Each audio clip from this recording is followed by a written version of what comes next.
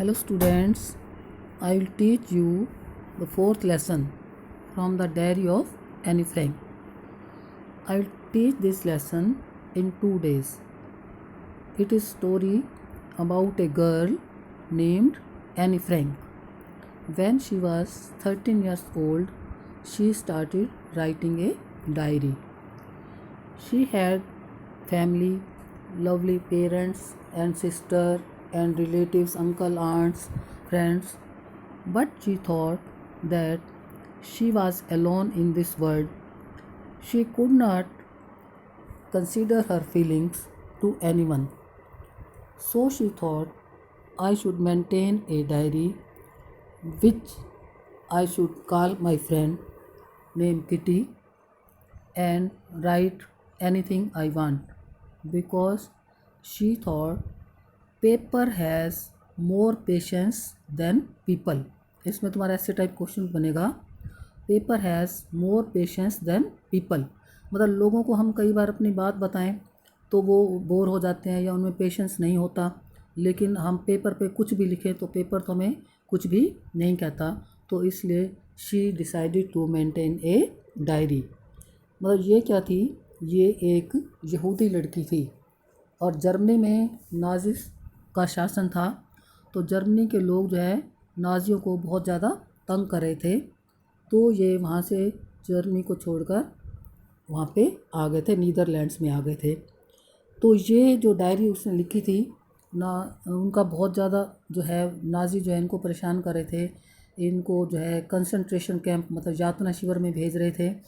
तो उस दौरान जो इसने स्कूल टाइम की जो बातें थी वो इस स्टोरी में लिखी हैं. तो ये अब इसका लेसन बताती हूँ एनी फ्रैंक के बारे में, कितने इन्होंने परेशानियाँ झेली थी और कितना क्या था. तो इसकी डेथ भी हो गई थी. बाद में इसके पापा ने उसकी डायरी के कुछ पेजेस जो है छपवाए थे, तो उनका कुछ पोर्शन जो है इस लेसन में दिया गया है. Writing in a diary.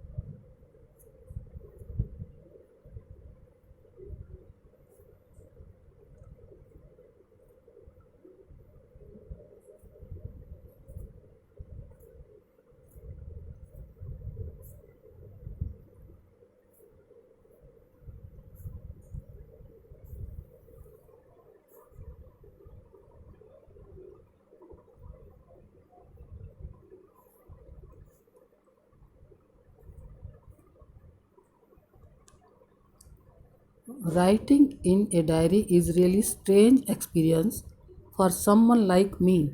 ये एनी फ्रैंक कहती है कि डायरी में लिखना बिल्कुल एक विचित्र लगता है. विचित्र एक्सपीरियंस, एक्सपीरियंस मीन्स अनुभव है. फॉर समवन लाइक मी, मेरी जैसी लड़की के लिए. Not only because I have never written anything before, इसलिए नहीं कि मैंने पहले कभी कुछ लिखा नहीं है, but also because it seems to me that later on means बाद में, नाइदर आई और anyone else will be interesting in the musing means thinking of a 13 years old school girl. तो कहती है कि मुझे ऐसा लगता है कि ना तो मैं और ना ही कोई और बाद में ये 13 साल की एक लड़की जो डायरी लिख रही है उसमें कोई इंटरेस्ट लेगा. दोबारा देख लो. Writing in a diary is a really strange experience for someone like me, मेरे जैसी लड़की के लिए डायरी लिखना एक विचित्र अनुभव है. Not only because I have never written anything before, केवल इसलिए नहीं कि मैंने पहले कुछ लिखा नहीं, but also because it seems to me, क्योंकि मुझे ये भी लगता है दैट लेटर ऑन मीन्स कि बाद में, नाइदर आई नॉर एनी वन एल्स, ना तो मैं ना ही कोई और, विल इंटरेस्टेड भाई इसमें रुचि लेगा कि क्या, इन the musing of a 13 years old school girl, 13 साल की लड़की भी ये बातें लिख रही है, इसके बारे में सोचने में कोई इंटरेस्ट नहीं लेगा. Oh well it doesn't matter, वो कहते ठीक है, इससे कोई फ़र्क नहीं पड़ता। I feel like writing and I have an even greater need to get all kind of thing off my chest. कहते हैं कुछ बात नहीं, आई फील राइटिंग, मुझे लिखना अच्छा लगता है, और उसके बाद क्या है, इवन ग्रेटर नीड, और मुझे इसकी बहुत ज़्यादा आवश्यकता भी है। क्यों? To get all kind of things off my chest. All kind of thing off my chest means मेरे मन में जो बातें हैं मैं उनको निकालना चाहती हूँ। Things off my chest, chest means दिल में जो बातें उनको निकालना चाहती हूँ, हर तरह की बातों। ये आ गया, paper has more patience than people. अब ये कहावत है, paper has more patience than people, कि कागज़ में लोगों से ज़्यादा सहनशीलता होती है। I thought of this saying, saying means कहावत, मैंने इस कहावत के बारे में सोचा। On one of those days, कब सोचा? उन दिनों। When I was feeling a little depressed, जब मैं कुछ थोड़ा निराशा महसूस कर रही थी। डिप्रेशन मीन्स निराशा होना। And was sitting at home, और घर बैठी थी। With my chin in my hands, और अपने हाथों में ठोडी पकड़कर, चिन मीन्स ठोडी पकड़कर बैठी थी, सोच रही थी means. Board and listless, bore हो रही थी, और लिस्टलेस मीन्स परेशान हो रही थी, बेचैन हो रही थी। लिस्टलेस बेचैन हो रही थी। Wondering whether to stay in or go out, और बैठे बैठे यही सोची भी घर पे रहूं कि बाहर जाऊं, सोच रही थी। I finally stayed where I was, और फाइनल मैंने निश्चय किया मैं घर पे ही रहती हूँ। Brooding thinking, yes paper does have some more patience, मैंने कहा हाँ पेपर में ज़्यादा पेशेंस होता है। And since I am not planning to let anyone else read this stiff bag notebook grandly refer to as a diary. और उसके बाद क्या कहते हैं, मेरी कोई योजना भी नहीं है। I am not planning to let anyone else read, मैं किसी को ये अपनी जो डायरी है इसको किसी को पढ़ने भी नहीं दूंगी। वो डायरी कैसी है? This stiff bag notebook, bag मतलब मोटी सी, उसका कवर होगा, और grandly refer to as diary, और इसको मैं एक डायरी कहूँगी। रेफर करना, कहना, तो मैं इसको डायरी बोलूँगी। स्टिफ बैग है, मोटी मतलब कवर वाली है ये, और मैं किसी को उसको पढ़ने भी नहीं दूंगी। Unless I should ever find a real friend, जब तक कि मुझे कोई सच्चा मित्र नहीं मिल जाता भाई जिसको मैं पढ़ने के लिए दूँ। It probably want make a bit of difference, तो इससे कोई भी ज़्यादा डिफरेंस या फ़र्क नहीं पड़ेगा। It probably won't make a bit means a little, इससे कोई भी ज़्यादा फ़र्क नहीं पड़ेगा।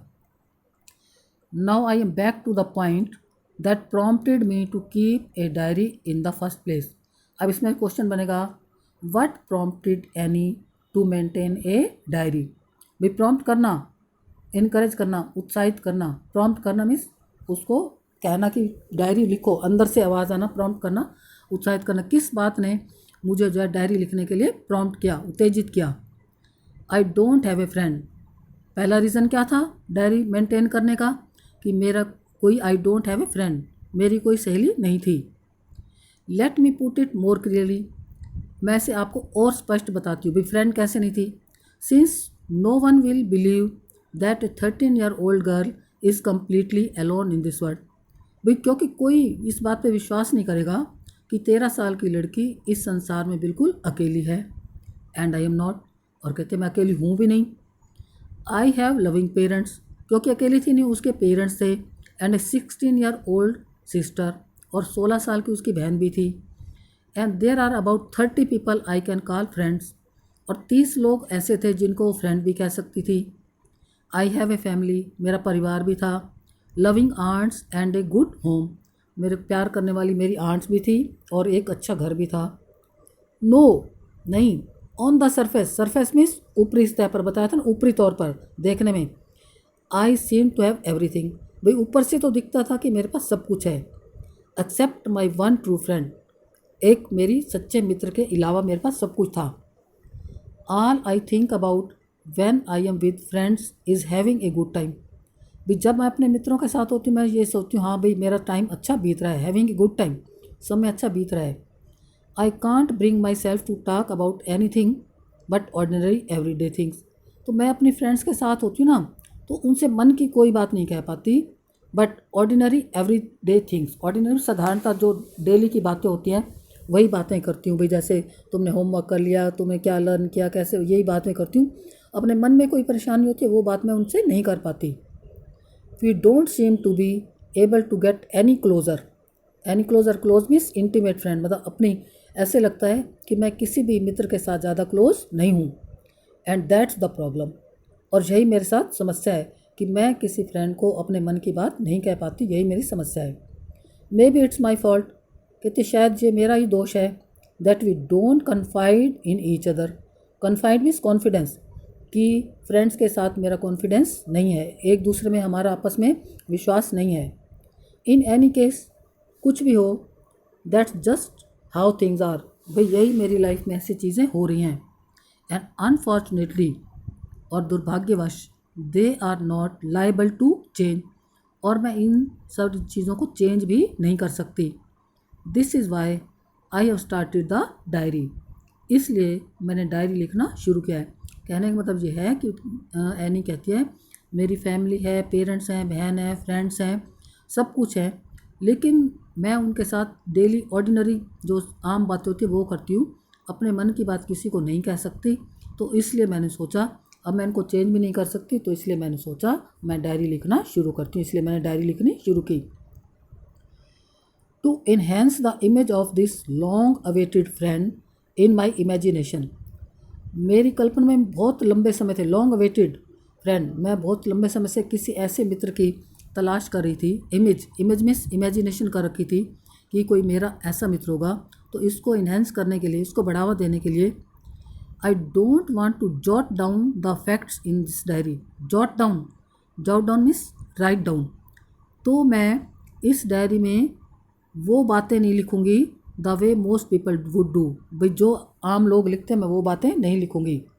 But I want the diary to be my friend, लेकिन मैं डायरी को अपनी मित्र बनाना चाहती हूँ। And I am going to call this friend Kitty, और मैं अपनी इस फ्रेंड बनाऊँगी और इसका नाम, डायरी का नाम क्या रखूँगी? किटी, इसका नाम मैं किटी रखूँगी। Since no one would understand a word of my stories to Kitty, since में जाएगा क्योंकि कोई भी नहीं समझेगा कि मैं अपनी बातें जो किटी को लिखूँगी ना। If I were to plunge right in, यदि मैं सही तरीके से बातें प्लंज मीन्स इसमें छलांग लगाती, इसका यहाँ आएगा यदि मैं शुरू करती हूँ। I better provide a brief sketch of life, तो मैं क्या करूँगी इसमें अपनी लाइफ का एक ब्रीफ स्केच, संक्षेप में उसका वर्णन करूँगी। As I dislike doing so, क्योंकि मैं बाकियों को तो अपनी चीज़ें बताना पसंद नहीं करती, तो इसलिए मैं डायरी में अपनी ब्रीफ स्केच लिखूँगी। अब कैसे? My father the most adorable father I have ever seen, अब अपने पापा के बारे में लिख दिया कि मेरे पापा मोस्ट एडोरेबल मीन्स जितने भी मैंने पापा देखे, मेरे पापा सबसे ज़्यादा मुझे प्यार करते थे। Didn't marry my mother until he was 36, तो अब बताया कि एज, उसके पापा की मैरिज कब हुई थी? 36 ईयर के थे जब। एंड शी वाज 25, और उसकी मदर की एज कितनी थी? 25 ईयर्स की थी। तो जब उसके पापा की मैरिज हुई थी वो 36 साल के थे, और मम्मी तो 25 साल की थी। My sister Margot was born in Frankfurt in Germany in 1926। अब माई सिस्टर मार्गोट, अब उसकी बहन का नाम क्या था? मार्गोट, और उसका जन्म कब हुआ था? 1926 में। कहाँ पे? फ्रैंकफर्ट, और कंट्री कौन सी थी? जर्मनी देश के फ्रैंकफर्ट में 1926 में उसकी बहन मार्गोट का जन्म हुआ। आई वॉज बोर्न ऑन 12 जून 1929। अब ये एनी के बर्थ के बारे में पूछेंगे। When was any born? Any was born on 12 June 1929। I lived in Frankfurt until I was 4, जब तक 4 साल की थी तब तक वो फ्रैंकफर्ट में रहे, ये जगह का नाम है। My father immigrated to Holland in 1933। Immigrate होना मतलब वहाँ से जो फ्रैंकफर्ट से वो जर्मनी चले गए थे रहने के लिए। इमिग्रेट होना वहाँ के लिए परमानेंट रहने के लिए चले जाना, तो वो 1933 में हॉलैंड में रहने के लिए चले गए।